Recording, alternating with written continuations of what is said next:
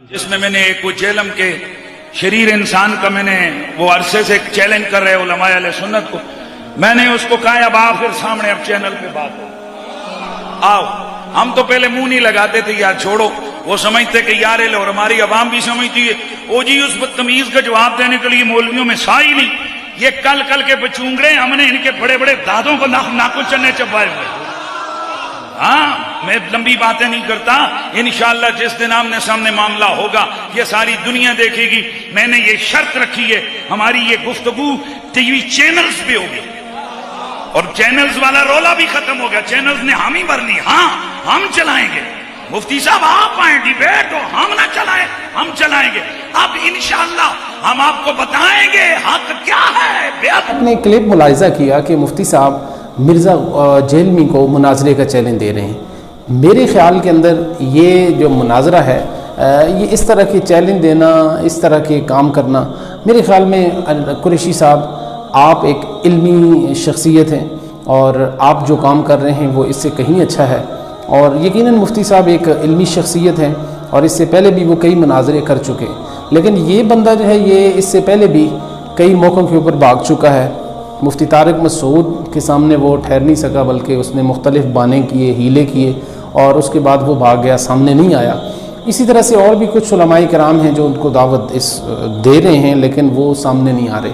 تو میرا خیال ہے بجائے مناظرے کرنے کے کہ اس وقت ان مناظروں کا رزلٹ کوئی بھی نہیں سامنے آتا، ٹھیک ہے، بلکہ بات کا بتنگڑ بن جاتا ہے اور مسائل در مسائل بن جاتے ہیں۔ تو اس سے بہتر یہ ہے کہ ہاں اس کے جو اعتراضات ہیں اس کا علمی طور پہ جواب دیا جائے، ویڈیو دے دی جائے، تاکہ عوام الناس جو اس کی ویڈیو سے گمراہ ہو رہے ہیں، جو اس کے متنازع بیانات کی وجہ سے لوگوں کے اندر جو خلش پیدا ہو رہی ہے، ان کے اندر جو وسوسے پیدا ہو رہے ہیں، تو اس ضمن کے اندر علماء کرام کو چاہیے کہ اس کے متبادل اس کا جواب پیش کریں علمی طور پہ،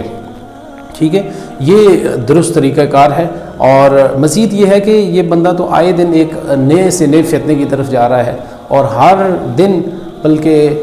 جب بھی دیکھا جائے تو کوئی نہ کوئی اس کا نیا شوشہ سوشل میڈیا کے اوپر گھوم رہا ہوتا ہے، اور مشہوری کی سب سے بڑی وجہ علماء کرام کو طعن و تشنیع کرنا، اور علماء کرام پھر اولیاء کاملین کے حوالے سے گستاخانہ جملے، طنزیہ جملے اور ان کی گستاخی کرنا، یہ اس کا معمول ہے۔ اور اس ضمن کے اندر وہ بڑے بڑے جو سلف صلحاء ہیں اور اولیاء کاملین ہیں، اور ان کو بھی یہ معاف نہیں کرتا۔ تو اللہ تعالیٰ اس کو ہدایت دے، میں تو یہ دعا کرتا ہوں۔ بہرحال مفتی صاحب نے بھی اپنے طور پہ اچھا کیا یا نہیں کیا، یہ آپ کمنٹ سیکشن کے اندر بتائیں۔ ضروری بھی تھا میرے خیال میں، مفتی صاحب بھی کافی عرصے سے